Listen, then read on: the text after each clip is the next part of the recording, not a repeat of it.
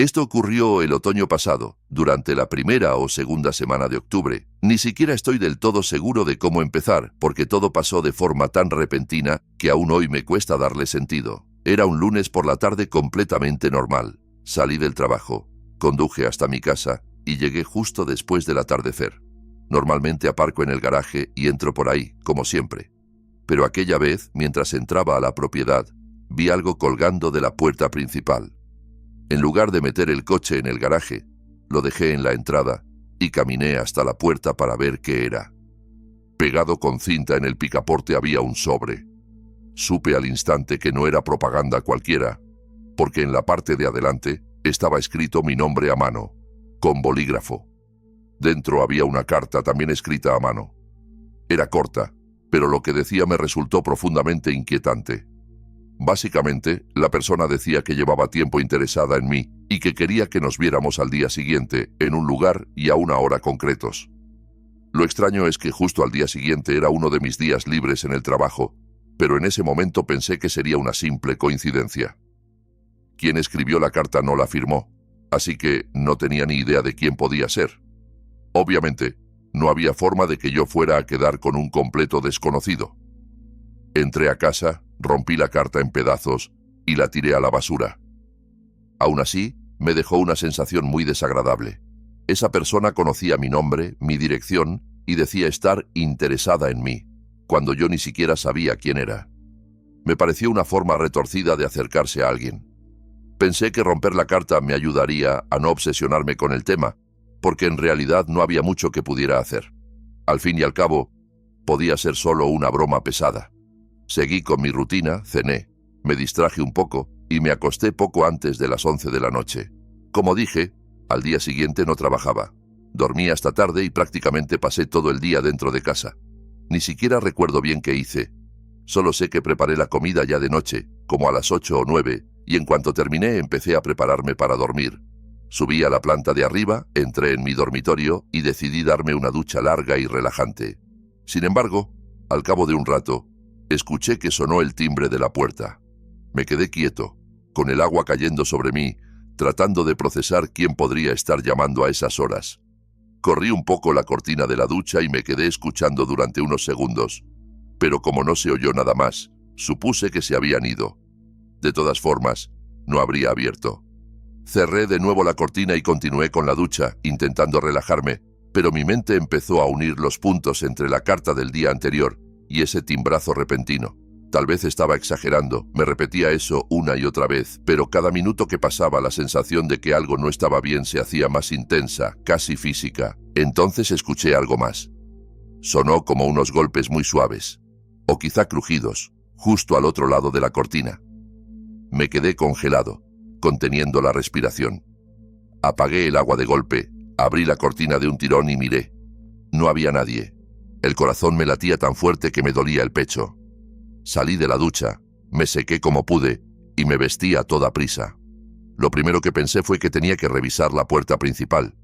Bajé las escaleras en silencio, intentando que el suelo no crujiera, y miré por la mirilla. No se veía a nadie. Entonces abrí la puerta.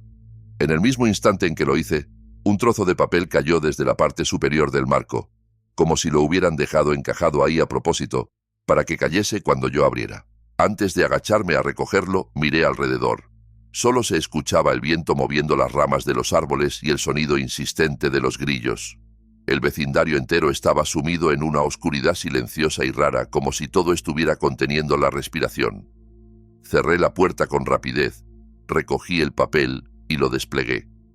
Era una nota con la misma letra que la carta del día anterior. A medida que leía, sentía cómo se me aceleraba la sangre y se me ponía la cara completamente pálida. Quien la había escrito estaba claramente enfadado porque no había ido a la cita. Hablaba como si yo estuviera obligado a presentarme, como si lo de vernos fuera algo acordado y no una locura unilateral. Al final de la carta, esta vez, sí que figuraban unas iniciales, DN. Que se hubiese molestado en dejar una segunda nota, más larga, más cargada de reproches y ahora firmada con iniciales, hacía que todo resultara muchísimo más perturbador. Ya no parecía una simple broma pesada. Se sentía personal, invasivo, peligroso. No sabía qué hacer. Él ya se había marchado y yo seguía sin saber quién era, ni cómo se veía, ni desde cuándo me observaba. Incluso con las iniciales, no tenía ni una sola pista. Empecé a caminar en círculos por la sala, una y otra vez, durante por lo menos media hora. Y, aun estando dentro de mi casa, con la puerta cerrada, la sensación inquietante de estar siendo observado no se iba. Miraba por las ventanas, volvía a mirar la puerta, revisaba todo desde distintos ángulos, esperando ver a alguien ocultándose en las sombras del jardín, pero nunca veía nada. Al final, supe que tenía que dormir en algún momento. Decidí que, en cuanto amaneciera, iría a la comisaría con la nota, les contaría todo y vería qué podían hacer o al menos qué me aconsejaban. Con ese plan en mente, comencé a subir las escaleras. Cuando estaba llegando a la parte de arriba, escuché de nuevo aquellos golpes o crujidos. El mismo sonido que había oído mientras estaba en la ducha. Provenía del interior de mi dormitorio. Entré casi corriendo. Nada. No había absolutamente nada que explicara el ruido. Ni muebles movidos, ni objetos caídos, ni ventanas abiertas. Admito que, si lo analizas con frialdad, no era un sonido especialmente alarmante.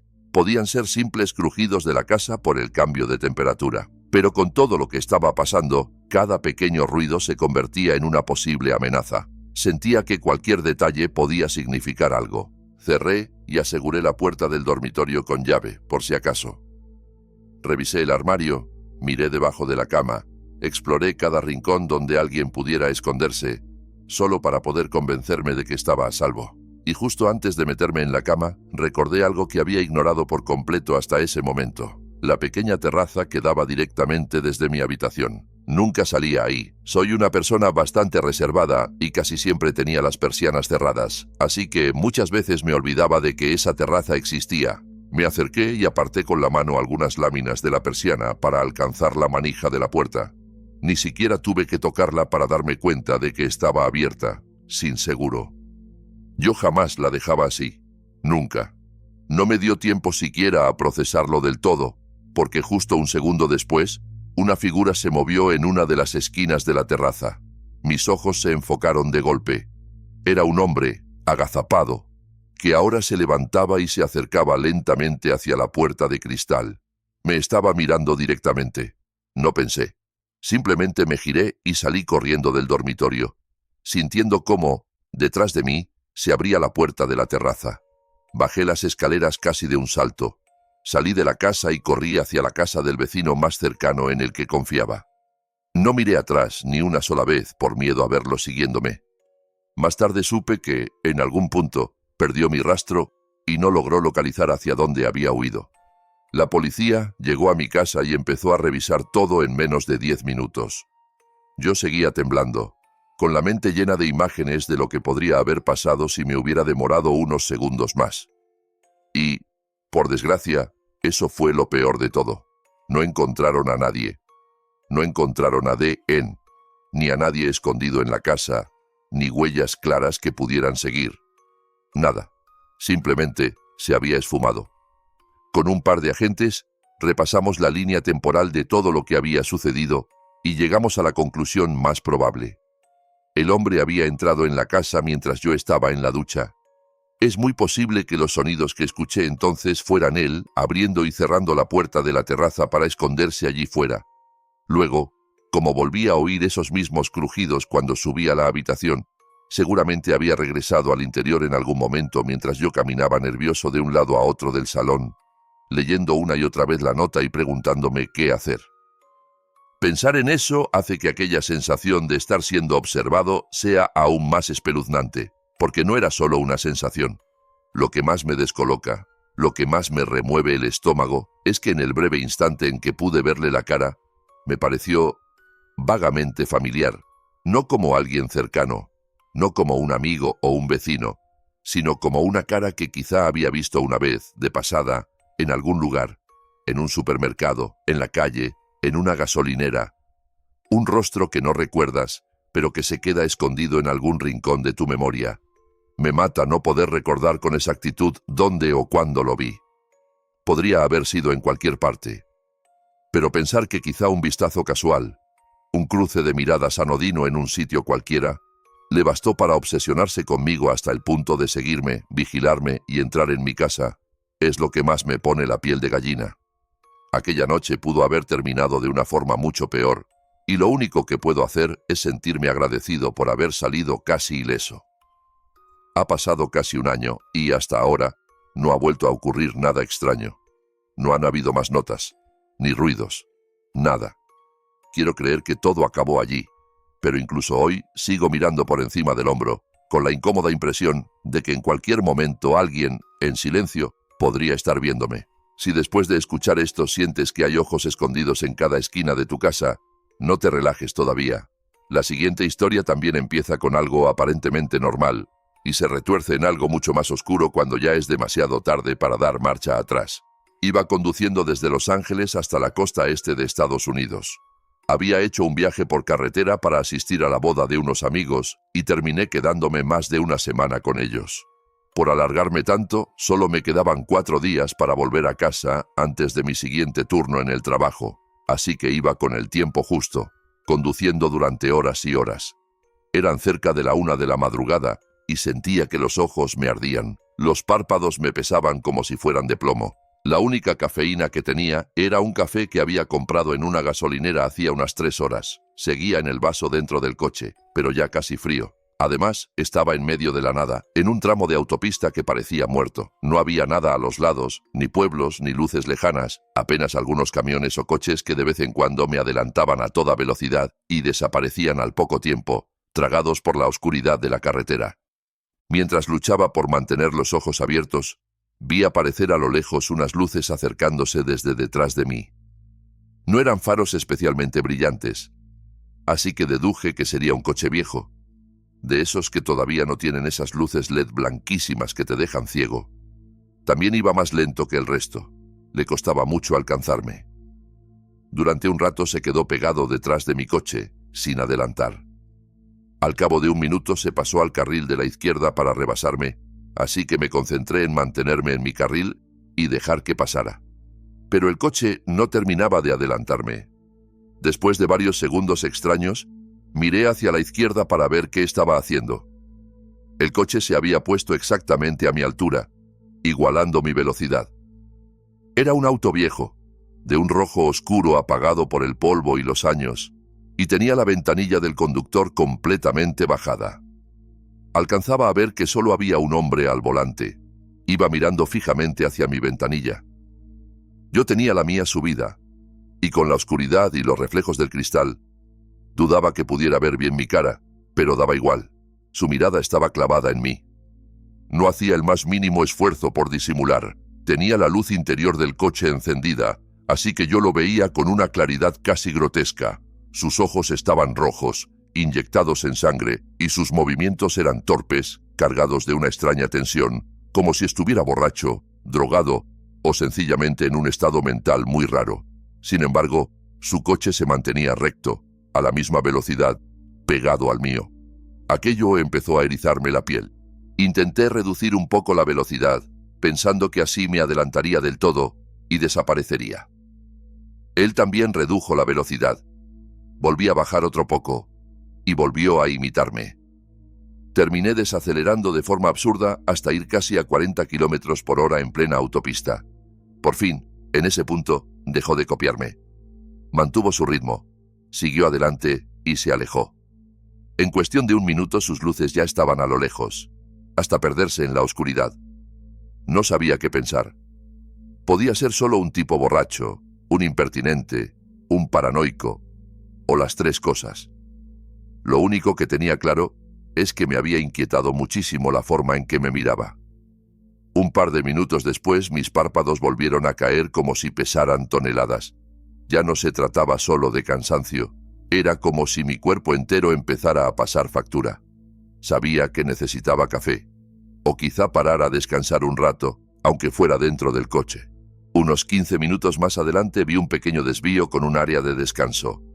Era mínima, solo unos baños y una máquina de café, ni un solo coche.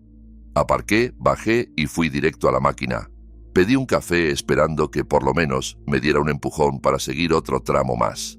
Cuando volví hacia mi auto con el vaso caliente en la mano, vi que otro coche entraba en el área de descanso. Lo reconocí al instante. Era el mismo coche rojo viejo de la autopista. Me quedé helado. ¿Cómo era posible que estuviera apareciendo detrás de mí otra vez? Yo nunca lo adelanté desde aquella vez en que se alejó. No había ningún otro desvío ni área donde pudiera haberse escondido para esperarme. Si hubiera estado en el arcén, parado en el pasto, lo habría visto al pasar. Sin embargo, ahí estaba, entrando detrás de mí, como si me hubiera estado siguiendo de lejos en la oscuridad, midiendo mis movimientos. Me metí al coche, cerré la puerta y miré por los espejos. Él no se puso detrás de mí, como habría hecho cualquiera. Se colocó a mi lado, alineado con mi ventanilla, igual que antes en la autopista. Podía sentir su mirada incluso sin verlo. Esa sensación pesada, incómoda, que te obliga a girar la cabeza aunque no quieras. Al final lo hice. Miré hacia la izquierda y, efectivamente, estaba mirándome otra vez. Sus ojos enrojecidos parecían más hundidos, más vacíos, como si detrás no hubiera nada. Puse el coche en marcha, decidido a irme de inmediato, pero el hombre empezó a gritar algo, intentando llamar mi atención a través del cristal. Giré la cabeza un segundo más, por reflejo, y fue entonces cuando hizo algo que me heló la sangre. Extendió el brazo, abrió su puerta del lado del pasajero y la dejó de par en par, haciendo un gesto con la mano para que me acercara, como si estuviera invitándome a subir. Sonreía de una manera horriblemente fingida, una mueca que no llegaba a los ojos, como si no estuviera del todo en su sano juicio. En cuanto vi eso, pisé el acelerador. Mientras salía del área de descanso vi, de reojo, cómo su expresión cambiaba al instante a una mirada muerta, sin emociones, casi animal. Volví a la autopista, pero él me siguió. Repitió su juego, se pasó al carril de al lado y empezó a igualar mi velocidad, pegándose peligrosamente. Esta vez, yo ya no estaba dispuesto a aguantarlo. Aceleré, frené, cambié de carril, intenté dejarlo atrás de varias formas, pero él respondía a cada uno de mis movimientos copiándolos, subiendo también la agresividad. Hubo varios momentos en los que juraría que intentó golpear mi auto por un lado, como si quisiera hacerme perder el control. Notaba cómo se acercaba demasiado a mi rueda trasera, como si estuviera a punto de hacerme girar. En 2 ocasiones tuve que frenar de golpe para evitar el impacto. Sentía las manos sudorosas en el volante, los latidos retumbando en los oídos. Entonces vi una de esas salidas de emergencia que utilizan los vehículos oficiales para dar la vuelta y pasar a la autopista en sentido contrario. Una especie de pasadizo en medio del separador. En un segundo de puro instinto y de imprudencia, lo admito, giré hacia allí antes de que él pudiera reaccionar. Crucé con cuidado, volví a incorporarme a la autopista, pero ahora en la dirección opuesta, y aceleré todo lo que pude. Mientras me alejaba, miré por los espejos. Durante unos segundos vi que las luces de freno del coche rojo se encendían, como si estuviera dudando si seguirme o no, pero al final, simplemente continuó su camino y desapareció. Yo seguía temblando. Conduje hasta una gasolinera, paré ahí y me quedé al menos 1 hora estacionado, intentando calmarme, poner distancia entre nosotros y decidir si debía seguir o parar a dormir en otro lugar. En ese rato llamé a la policía para dejar un aviso. No conté toda la parte aterradora. Me limité a decir que había un conductor que parecía borracho, que manejaba de forma peligrosa y que me había intentado sacar de la carretera. Tomaron mis datos, me dijeron que estarían atentos, y ahí quedó todo. O eso creí.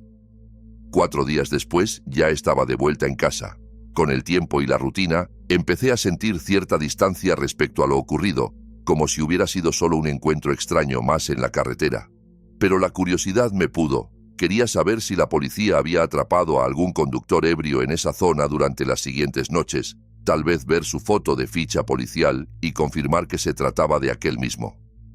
Busqué noticias en Internet. Lo que encontré fue mucho peor.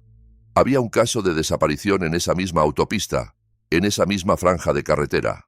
La noticia era de un solo día antes de que yo saliera de Los Ángeles. Un coche había sido encontrado abandonado entre la hierba a un lado de la autopista, con la puerta del conductor abierta y las luces apagadas. La persona que lo conducía simplemente ya no estaba. No había señales claras de lucha. No había sangre. No había nada. Solo un coche vacío, tragado por el silencio de la noche. La única pista que tenían era el testimonio de otro conductor que aseguraba haber visto, en ese mismo tramo de carretera, un viejo coche rojo, oxidado, conduciendo de forma muy errática alrededor del vehículo que luego encontraron abandonado en el pasto. Leer ese artículo fue como revivir todo lo ocurrido, pero con un final distinto. Era la misma escena. Un coche solitario en medio de la nada, la noche cerrada. Un auto rojo viejo que se acercaba demasiado, que se comportaba de manera extraña. Solo que, en ese otro caso, la historia no terminaba con alguien escapando por un desvío. La persona simplemente desaparecía. No puedo evitar pensar que, si hubiera reaccionado un poco más tarde, si hubiera bajado la ventanilla, si hubiera dudado una vez más cuando abrió su puerta e hizo aquel gesto para que me acercara, ahora sería yo el que estaría en ese titular. Yo, el que dejó su coche en la hierba y nunca volvió a casa. Puede que, después de esto, te lo pienses 2 veces antes de parar en un área de descanso vacía de madrugada. Y aún así, hay lugares en los que no hace falta una carretera desierta para que el peligro te encuentre. A veces basta una cabaña aislada, la nieve, y unos pasos muy lentos acercándose en mitad de la noche. Ese invierno decidí pasar una semana en una cabaña en la zona noreste del estado de Washington. Era una cabaña preparada para el frío, pensada para disfrutar del paisaje de montaña en plena temporada de nieve, algo que no suele ser posible en las típicas cabañas de 3 estaciones. Cuando llegué, aún no había nevado, el suelo estaba limpio, pero la mañana siguiente al despertar, los copos ya caían de forma constante, y no era una nevada ligera. Cayó suficiente nieve como para obligarme a quedarme todo el día dentro, junto al fuego. La combinación de la chimenea, el crujir de la leña y el silencio de las montañas cubiertas de blanco, hacía que el lugar pareciera casi perfecto. Pasé el día leyendo, mirando el paisaje por la ventana, perdiendo la noción del tiempo. Para cuando dieron las 9 de la noche ya estaba tan cansado que decidí acostarme temprano. Antes de hacerlo, me di cuenta de que había olvidado una bolsa en el coche, así que me puse los zapatos, el abrigo y abrí la puerta principal para salir un momento. En cuanto di el primer paso hacia afuera, noté algo raro. La nieve del porche no estaba lisa, estaba alterada, hundida, como si alguien hubiera estado parado allí hace poco. Cuando avancé un poco más, la forma de aquellos hundimientos se hizo evidente. Eran huellas. Huellas de botas que iban y venían desde la escalera del porche hasta muy cerca de la puerta, y luego se alejaban de nuevo en dirección al bosque. Me agaché un instante para observarlas mejor. Eran recientes, pero no lo suficiente como para saber exactamente cuánto tiempo llevaban allí. Busqué con la vista el punto de donde venían, pero las marcas se perdían en la oscuridad, entre los árboles. No se oía nada, ni un motor, ni voces, ni crujidos lejanos. Solo el suave sonido de la nieve cayendo. Recuperé la bolsa del coche, volví dentro y cerré con llave. Como nadie había llamado a la puerta y no había recibido ningún mensaje del lugar que me alquiló la cabaña, asumí que tal vez algún empleado se había acercado a revisar algo en algún momento del día. Intenté no darle más vueltas, me metí en la cama y me dormí. Los 2 días siguientes pasé casi todo el tiempo dentro, repitiendo la misma rutina. Chimenea, libros, alguna película descargada, miradas perdidas al paisaje blanco que se iba acumulando en torno a la cabaña. Sin embargo, cada vez que salía un momento o asomaba la cabeza por la puerta, veía algo que empezó a inquietarme de verdad. Nuevas huellas en la nieve, siempre las mismas. Venían desde el bosque, subían al porche, se acercaban a la puerta principal y se alejaban de nuevo en la misma dirección. Nadie llamaba, nadie tocaba. Solo aparecían esas huellas, una y otra vez. Al tercer día decidí que no podía seguir haciéndome el tonto. Me puse una chaqueta más gruesa, guantes, gorro, y salí dispuesto a seguir el rastro. Para entonces, la nevada de la noche anterior ya había cubierto por completo las huellas más viejas, así que solo tenía un rumbo aproximado, hacia el interior del bosque, por el lado en el que siempre parecían desaparecer.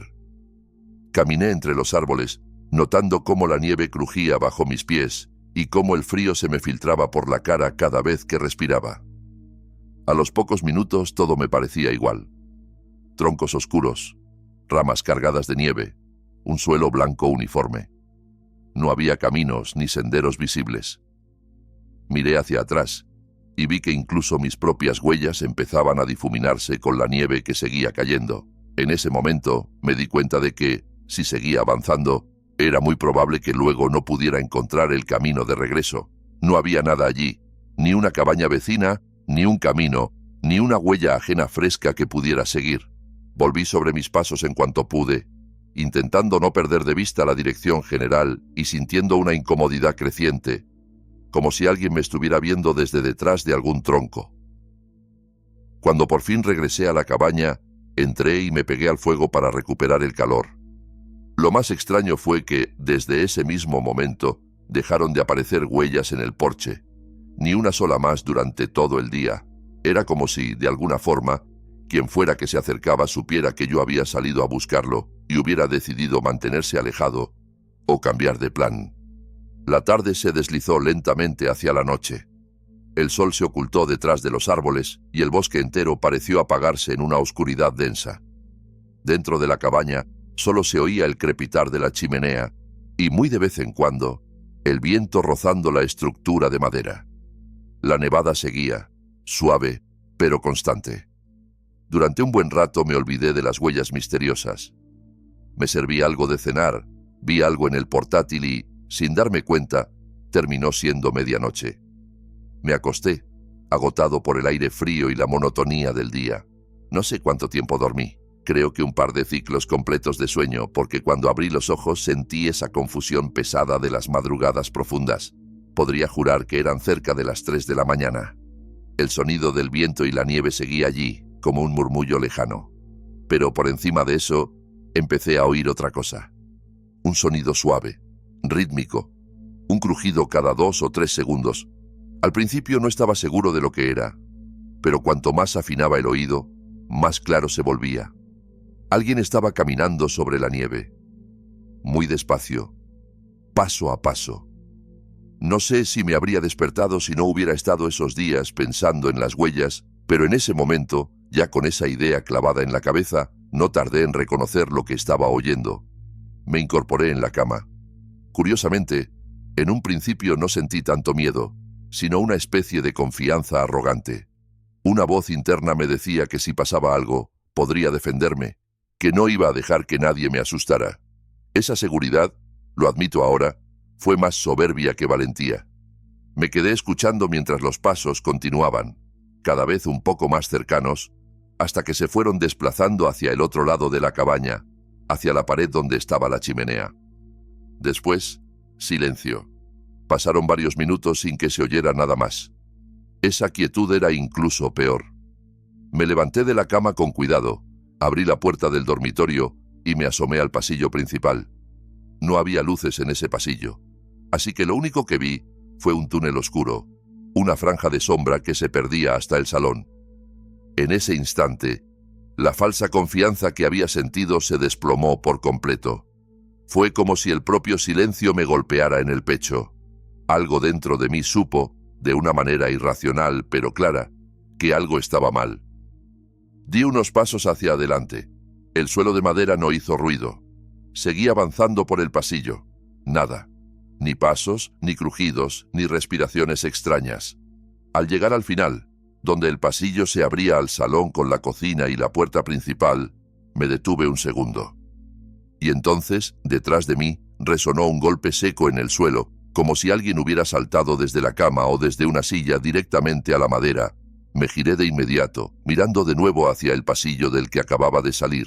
Durante un breve instante, suficiente para grabarse a fuego en mi memoria, vi una silueta moverse a toda velocidad a través de las sombras. Alguien estaba corriendo por el pasillo, alejándose de mí, como si se fuera hacia las habitaciones. No pensé en comprobar nada. No quise descubrir de dónde había salido o a dónde iba. Corrí hacia la puerta principal, agarré las llaves que había dejado sobre un pequeño mueble junto a la entrada y salí descalzo, hundiendo los pies directamente en la nieve helada. Sentí el frío morderme la piel, pero seguí corriendo hasta el coche.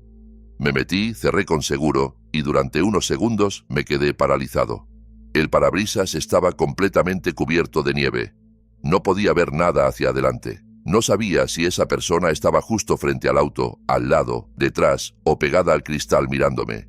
Solo podía ver un poco por la ventana trasera, más pequeña, en la que la nieve aún no se acumulaba tanto. Me aferré a eso. Arranqué el motor y empecé a retroceder maniobrando a ciegas, rezando por no atropellar a nadie ni estrellarme contra algo, hasta que finalmente logré salir del camino de grava y distanciarme de la cabaña. Seguí conduciendo hasta llegar a un lugar con señal y poder llamar a la policía. Tardaron más de 1 hora en llegar a la cabaña. Para cuando regresamos con ellos, las huellas de quien había salido de la casa ya estaban prácticamente borradas por la nieve. Revisaron todo el interior y encontraron algo que me dejó helado. Una ventana en la pared trasera, cerca de la chimenea, había sido forzada. Por ahí había entrado. Al reconstruir lo ocurrido, la teoría más probable es que esa persona se coló por la ventana en algún momento de la noche, caminó sigilosamente hasta el final del pasillo y revisó primero la otra habitación, la única además de la mía. Estuvo allí, tal vez mirando si había alguien, tal vez preparándose para entrar en la habitación correcta. Yo, mientras tanto, seguía durmiendo, con una puerta fina de madera como única barrera entre nosotros. Cuando me levanté, abrí la puerta de mi dormitorio y caminé hacia el salón. Le di la espalda al pasillo, el tiempo justo para darle una oportunidad de escapar sin que yo pudiera ver su cara ni detenerlo. Si hubiera elegido la habitación correcta la primera vez, si se hubiera acercado a mi puerta en lugar de a la otra, me habría encontrado a pocos pasos de mi cama, con la salida bloqueada y el bosque entero cubierto de nieve, sin vecinos, sin luces, sin ayuda. Solo unos segundos. Solo la diferencia entre una decisión y otra. Es aterrador pensar que hay noches en las que tu vida depende de algo tan frágil como eso, de que alguien se equivoque de puerta, de que des un paso en el momento exacto, de que por puro azar tengas tiempo de correr. Y también es inquietante saber que, allá afuera, en algún lugar del bosque nevado, esa persona sigue caminando lentamente bajo la nieve, dejando huellas que quizá nadie vuelva a seguir. Si estas historias te dejaron una sensación extraña cuando miras la oscuridad de tu casa, no te vayas en silencio. Deja tu like si alguna escena te puso la piel de gallina, suscríbete si te atreves a escuchar más relatos como estos y cuéntame en los comentarios qué habrías hecho tú. O si alguna vez has sentido que alguien te observaba desde el otro lado de la noche.